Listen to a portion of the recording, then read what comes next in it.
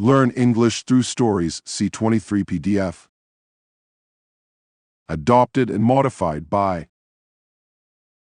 Kulwant Singh Sandhu. Contents: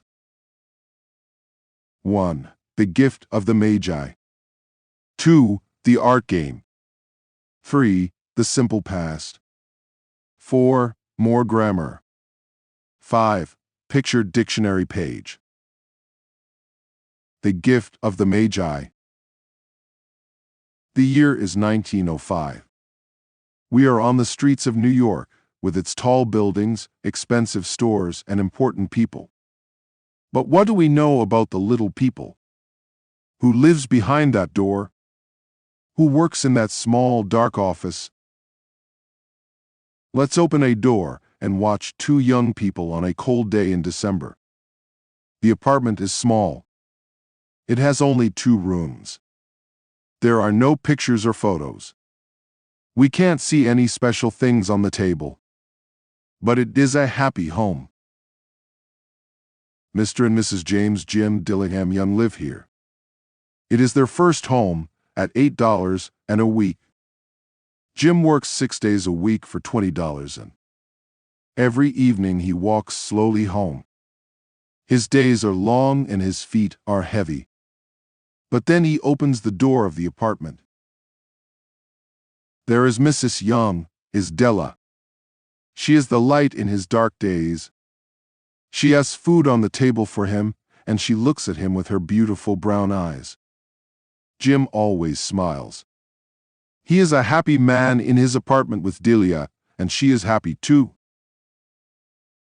This afternoon we can see Della in the apartment. Jim is at work. Della puts her money on the table. She has $1.87, and tomorrow is Christmas. How can I buy a special Christmas gift for Jim with $1.87?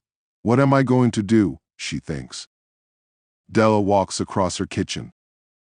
What can I buy for Jim? Della looks at the window. She can see her unhappy face in it. She looks at her long, beautiful hair. Jim always says, "I like to see your hair every morning in the sun at work. I think about your hair." Mr. and Mrs. James D. Young have 2 special things, Della's hair and Jim's gold watch. The watch was a gift from Jim's father, and Jim always has it with him. Sometimes Della says, "Excuse me, Mr. Young, what time is it?" Then Jim smiles, and he takes the gold watch from his coat. He opens the watch and looks at it with love. Then he tells Della the time. But now Della is thinking about her beautiful hair. Quickly she puts on her thin black coat and old hat. She goes into the street. She runs to Mrs. Sofroni's store on First Street. The old woman buys hair. "Can you buy my hair?" Della asks. Mrs. Sofroni smiles. "I can give you $20 for it." "Okay, but please, take it quickly," Della says. Della sits down and Mrs. Sofroni starts to work. Della doesn't look at her hair on the floor. At 3 o'clock she takes the $20 from Mrs. Sofroni and puts on her hat. She runs quickly to 4th Street and looks in every store. She finds her gift for Jim, a beautiful gold chain for his watch for $21, and Della runs home and finishes the Christmas food. She is happy because she has the chain for Jim's watch. Then she sees her hair in the window. Is Jim going to love me with short hair? Della thinks. But I did it for him. I wanted a gift for him. Della sits down and Mrs. Sofroni starts to work. At 7 o'clock, Della hears Jim at the door. He is never late. Della has her gift for him in her hand. The door opens and Jim walks into the kitchen. He looks thin and he's cold in his old coat and shoes. Then he sees Della's hair. He isn't angry, but he is quiet. Jim talked to me. I'm gonna have long hair again one day, but this evening I have a special gift for you. Let's be happy it's Christmas tomorrow, Della says. But, Jim says, where is your beautiful hair? At Mrs. Sofroni's store she has my hair now, and I have a gift for you and I love you, Della says. Jim doesn't answer. He looks at Della.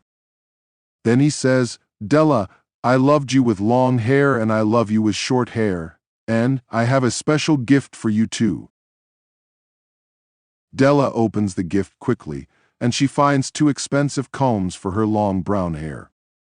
Della knows these combs because she sees them every day in a store window on 5th Street. She loves them, but now she has no hair for them. Jim, they're beautiful, and in 6 months I can put them in my hair, says Della. But wait, I have a gift for you. Jim opens his gift slowly and he looks at it. Jim, do you like it? I looked in every store. Give me your watch. Let's put it on your watch, says Della. But Jim doesn't give Della his watch.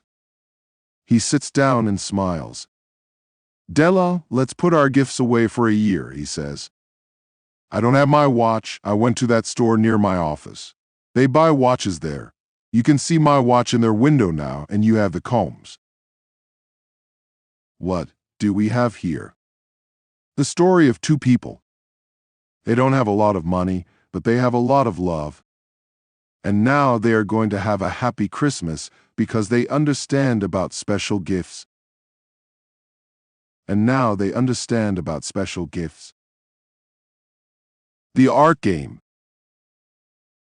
Jeff, my friend, Andy Tucker says one day, we aren't making any money. Let's try a new game. Well, Andy, Jeff says, tell me your plan, but remember this, I don't want to take money from people. We aren't going to take money from them. They're going to buy things from us, Andy says. But that's our old game, what's new? Jeff asks. We're playing a child's game here. People buy our things for $1. Let's move to Pittsburgh. We can find some millionaires and make a lot of money, Andy says. Why do you want to go to Pittsburgh? Jeff asks. The millionaires in Pittsburgh worked for their money. It's new to them. Now they want to buy beautiful, expensive things, Andy says. But what are they going to buy from us? Jeff asks. Wait and see, Andy says. After 3 days in the bars and restaurants of Pittsburgh, Jeff and Andy meet at their hotel on Thursday evening. Let's have a drink, Jeff, Andy says. I know a Pittsburgh millionaire. Where did you meet him? Jeff asks. At a little coffee bar on 12th Street. Pittsburgh millionaires don't like expensive restaurants and bars. We talked, and he liked me. His name is Scudder. I went to his house too. He has $12 and zero in the bank, but he's a new millionaire. Now he wants to know about good books, the theater, and beautiful art. He wants to be a gentleman, Andy says. How is he going to do that? Jeff asks. He has teachers and buys expensive books and pictures, Andy says. Okay, but what is he going to buy from us? Jeff asks. He has a lot of pictures in his house. He has a famous little gold horse too. It's from Egypt and it's very old. I asked him about it. He said, there are 2 of these gold horses. I want the other horse, but I can't find it. We don't know about art. Where can we find a gold horse for Scudder? Jeff asks. Wait and see, my friend, Andy says. Let's have a drink, Jeff, Andy says. I know a Pittsburgh millionaire. On Friday, Andy comes back to the hotel in the afternoon. He has a bag in his hand. "Look, Jeff, I was in a little store near here. Look at this," Andy says. He opens the bag. "Andy," Jeff says, "is this a gold horse from Egypt?" "It is. It was under some old things in the back of the store. I said to the old man, 'Can I have that horse for $2?' And he said, 'That's a beautiful little thing. Give me $35 and then it's yours.'" "What did you give him?" Jeff asks. "He was happy with $25, and Scudder is going to be very happy. He's going to buy my little horse from you." "Why from me?" Jeff asks. "You're going to call him. You are a famous art teacher. You want to buy his horse," Andy says. After Jeff's telephone call, Mr. Scudder arrives at the hotel. He wants to see the art teacher's gold horse. "It's beautiful," Mr. Scudder says. "It's the other horse from Egypt?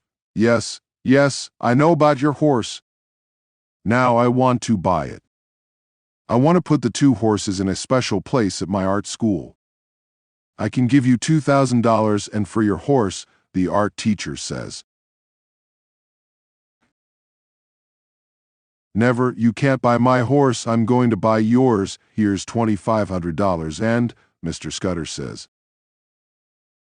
"Okay, with $2,500 and I can buy 2 or 3 pictures for my school," the art teacher says. "Now I'm going to have 2 horses in my bedroom," Mr. Scudder says. Jeff runs to Andy's room. Andy is looking at his watch. "Did Scudder buy the horse?" he asks. "Yes, he loved it. The money is in my bag," Jeff says. "It's beautiful," Mr. Scudder says. Good, let's go. There's a train to Cincinnati at 10:45, Andy says.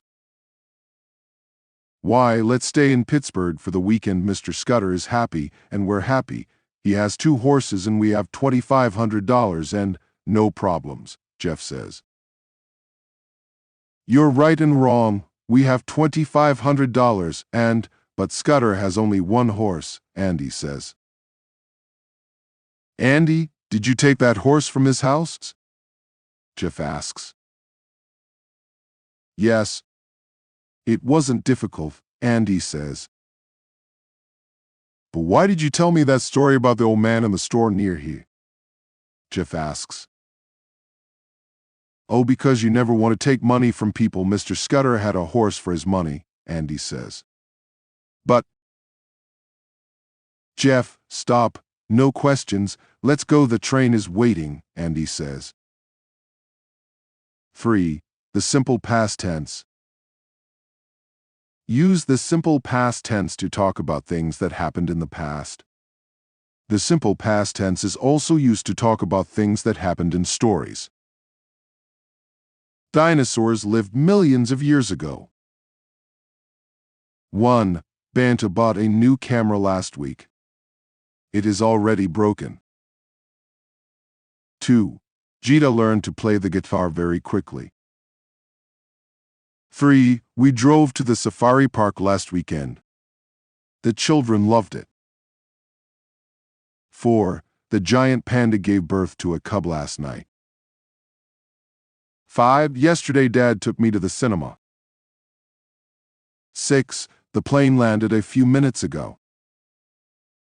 7. The children visited a farm during the holidays.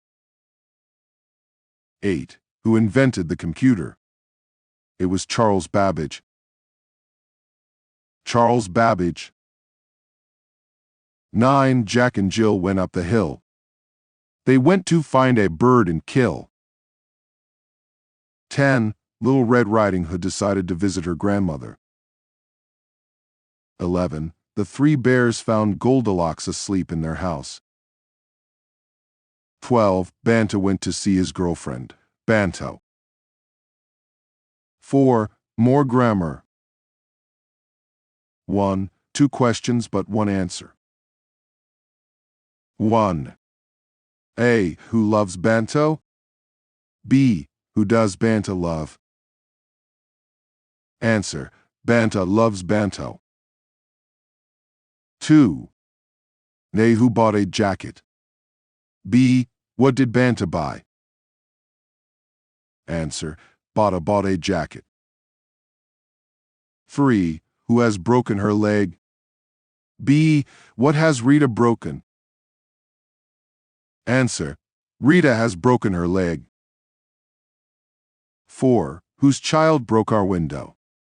A B. Whose window did her child break? Answer. Her child broke our window. 2. Not or no. 1. I have no idea where my wife is. 2. I speak Spanish, but not very well. 3. We play kabaddi, but not on Mondays. 4. There are no messages for you. 4. Picture dictionary page.